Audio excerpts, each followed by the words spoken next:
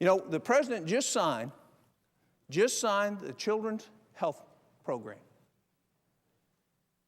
Not opposed to the Children's Health Program. I'm not opposed to helping children get the health care that they need. But this body rejected a way to do that wouldn't have increased taxes $71 billion and would have covered every child. But no, we're smarter than that because we really want to tell people where they're going to get their health care and how they're going to get it. And then when we can't afford it, you know what we're going to do? We're going to ration it, just like every other country that has a centralized control over their health care. And then what's going to happen to our cancer cure rates, which are 50% higher than anywhere else in the world? They're going to be the same as the rest of the world. They're going to go down. And now we've got comparative effectiveness that we want to put through that says some government bureaucrat's going to tell doctors how to practice medicine. That's in this too. We're going to have them tell us how to practice medicine. We just forgot one thing on the way to the barn, and that is the practice of medicine is 40% art and 60% science. And everywhere in the world where they have a centralized government healthcare system, they've thrown the art of medicine out, which tends to deal with a whole person and how that interacts with the physical aspects of that person. To me, it is deeply disappointing that we find ourselves where we are today. And I don't think pointing fingers anywhere except back at ourselves accomplishes anything. But yet I've heard that 3 or 4 times this morning on the floor. It's somebody else's fault. No, it's not. It's our fault. And the first thing to getting healthy as addicts is to admit we've got a problem. We need to be in a 10-step program. That's what we need.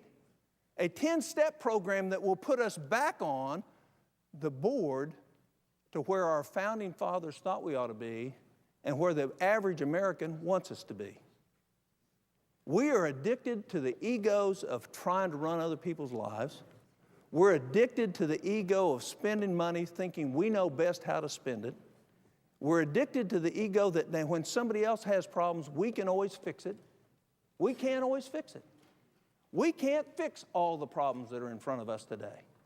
The American people, through their own ingenuity, their own sacrifice, are going to have to make some hard choices. And when we don't make hard choices, we're doubly guilty because what we've done is make the choices harder for them that they're going to have to make. My prayer, and it's a prayer, is that we would, as a body, drop the word Democrat, Republican.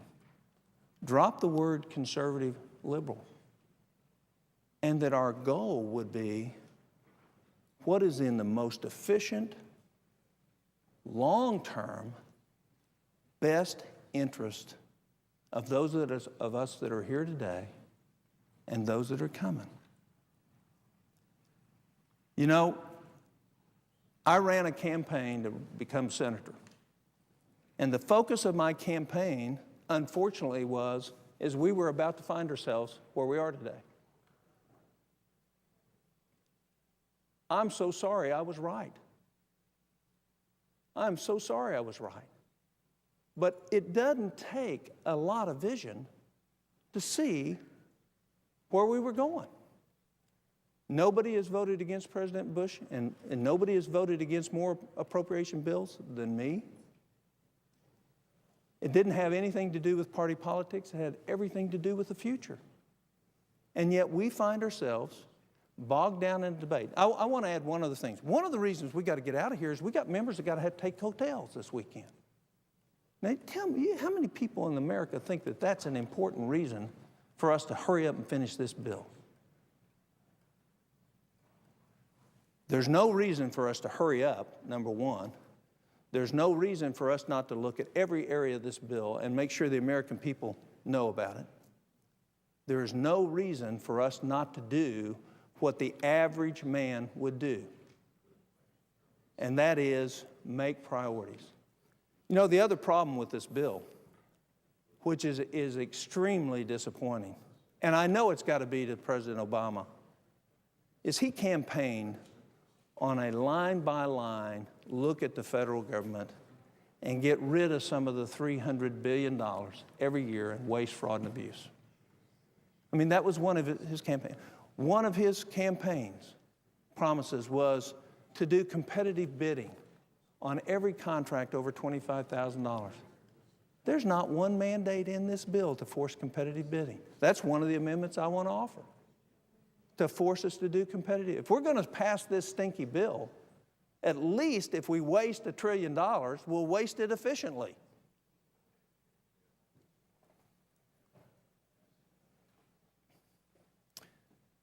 I look at my grandkids, like everybody else in this country, and we wish for the best for our grandchildren.